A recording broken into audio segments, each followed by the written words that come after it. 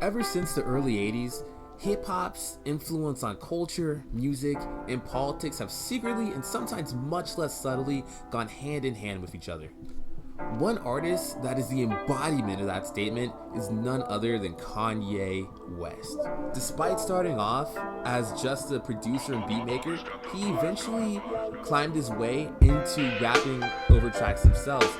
And ever since his first project in 2004, College Dropout, he's been subtly dipping his bars and his hooks and sometimes his entire verses around political and socioeconomic topics. I would love to show you different songs on the track as snippets right now, but I'm super terrified of YouTube's copyright laws. So just make a note to check out songs like Never Let Me Down, Jesus Walks, Two Words, and All Falls Down, and I promise you won't be disappointed. 2005 was a really big political year for the freshman rapper. This is when you start seeing him make a lot more open statements about certain political topics that weren't even that popular back in the day. Despite a presidential election being less than a year beforehand, some would say that August of 2005 felt like an even more politically charged time, especially for Kanye West. During an MTV interview with Sway Calloway, Kanye West was the first, if not the only, major artist at the time, especially in hip-hop, particularly in hip-hop, to come out as not being homophobic and actually to take a stance against homophobia.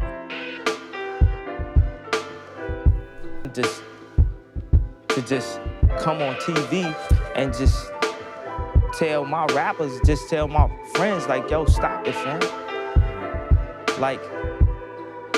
Like seriously, that's really discrimination.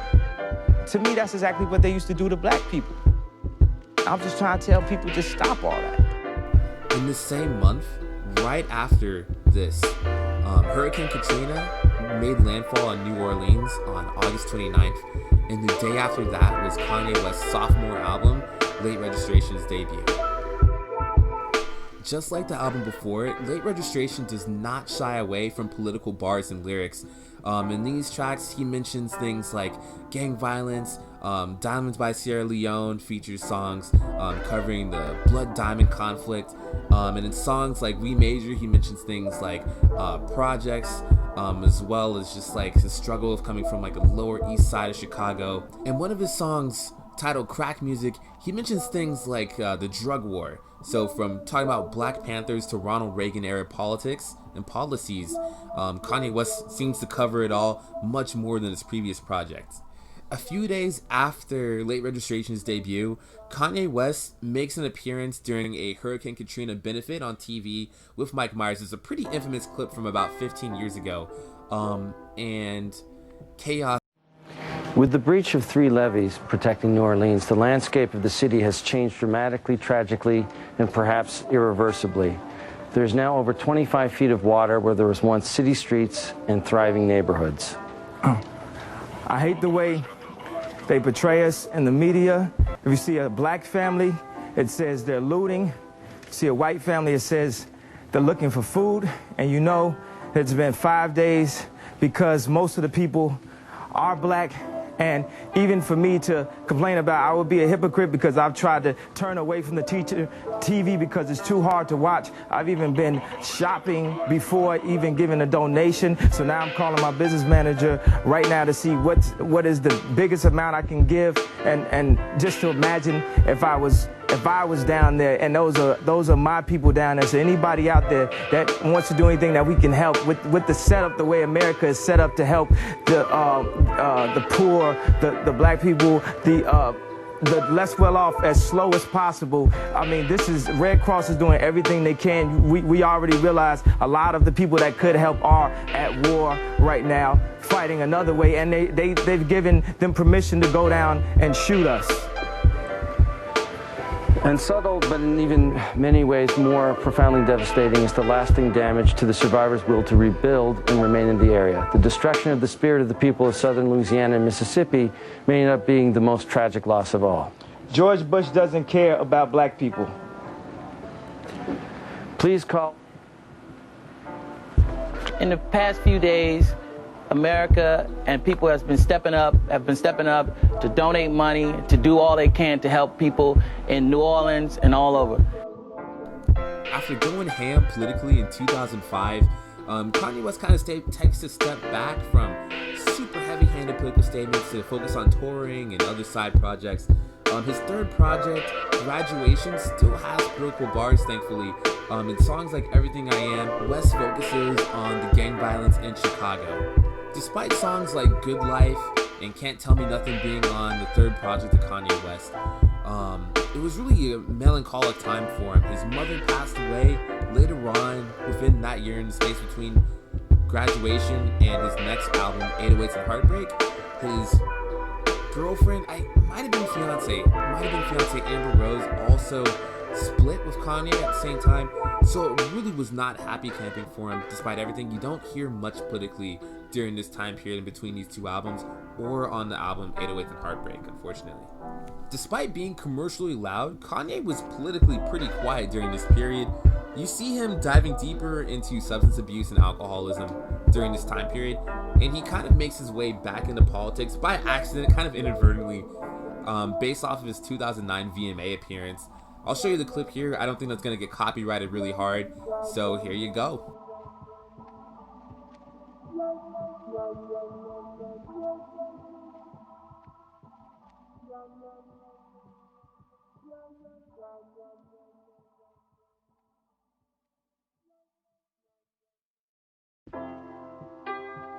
Keep in mind that during 2009, you really start seeing evidence of hip-hop being the #1 genre in the United States.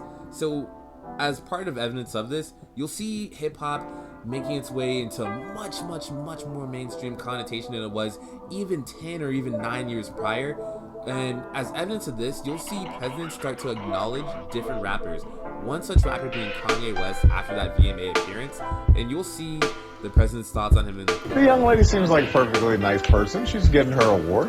What's he doing? Why would he do that? He's a jackass. No, all this stuff. That's what King said. I'm assuming all this stuff. Where's the pool? Come on, guys. Cut the president some slack.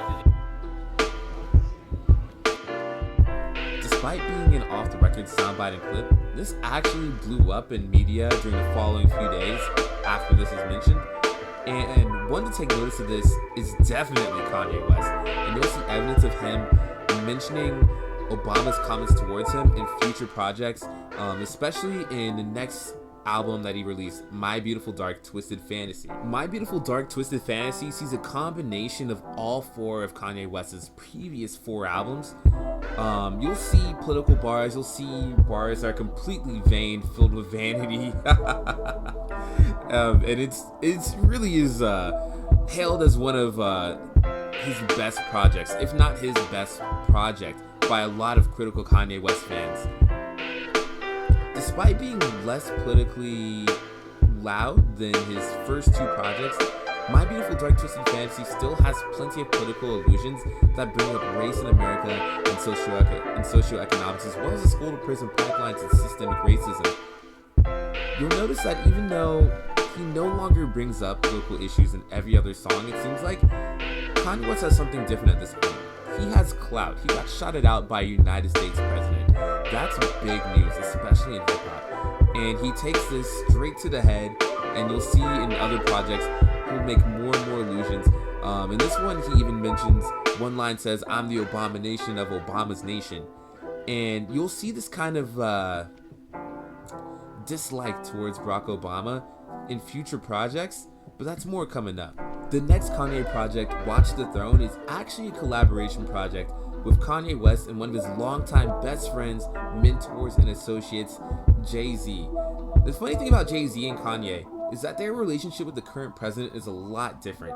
Jay-Z is hailed more as a upright citizen, according to Barack Obama, while Kanye West, on the other hand, is kind of viewed as a jackass. You'll see Barack Obama reference to Kanye West as a jackass more than once after 2009, after the VMAs, after everything involved.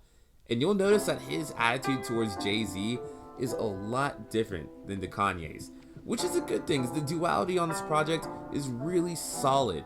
And Kanye and Jay don't shy away from political bars during this project. It really is something solid. You'll see multiple tracks talking about United States violence. You'll see multiple tracks talking about classism and systemic issues in the United States. And it really is awesome. I recommend listening to all the projects here.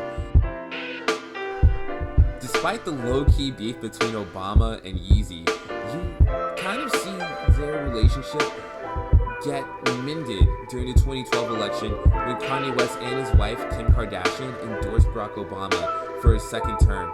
And you'll see Barack Obama being a little bit more friendly and a little bit more positive in his attitude towards Kanye West. And you'll see Kanye West even go so far as to attack Barack Obama's political enemies, such as Mitt Romney, in his 2012 album, Cruel Summer. The last two albums of the Obama era of Kanye West music, which are Yeezus in 2013 as well as The Life of Pablo in early 2016, don't really feature that many political bars. They have like their odd line here and there. I know Black Skinned Head off of Yeezus mentions classism a little bit, and a few tracks on The Life of Pablo mention a few things politically as well, but you don't really see a huge, strong resurgence in political commentary from Kanye West after The Life of Pablo gets released. Beforehand, interesting enough, Kanye mentions running for president during 2015 at the VMAs, where you'll see Taylor Swift handing off an award to Kanye West before he begins his announcement, and some might call it a tarp raid regarding his political aspirations and goals for 2020. So it really is interesting coming full circle in 2020, seeing Kanye West's aspirations to be president and the music that leads up to it as well. But if you guys like this, I'm releasing a part 2 real soon on the Bars and Joysticks channel. So if you guys want to see part 2, make sure to subscribe, make sure to like this video, share a comment, tell me something that you found out today, something that you already knew, or something that you wanted me to expound a little bit more on. And I'll be more than happy to respond and look at each comment as an own individual thing myself and the team will do. But if you also want to hear some more about video games, politics, music, comic books, Netflix, other bullshit like that, then feel free to follow our other channels as well. We have a Patreon below, a Twitter, a Facebook, and an Instagram. So feel free to reach out, give us a follow, shoot us a DM. We'd love to work with you or talk with you, and just fellowship any sort of way. Part 2 coming out soon, but for the time being, peace out. Hey guys, thanks for watching all the way through with our first half of the Kanye West political history video. If you like this video, feel free to drop us a like in the bar below, or maybe it's that way or that way, one of the two ways, and send us a subscribe as well. And if you have any questions or any comments that you want to drop, then feel free to drop those in the comments or DM us. We'll be more than happy to respond either way. If you want the fun to continue, we have more topics going on music, on video games, on hip-hop culture, as well as comic books and anime as well. So if you like any of those, then feel free to follow us on Facebook, Instagram, Twitter, and especially YouTube. And we have more stuff coming for you soon. Thanks.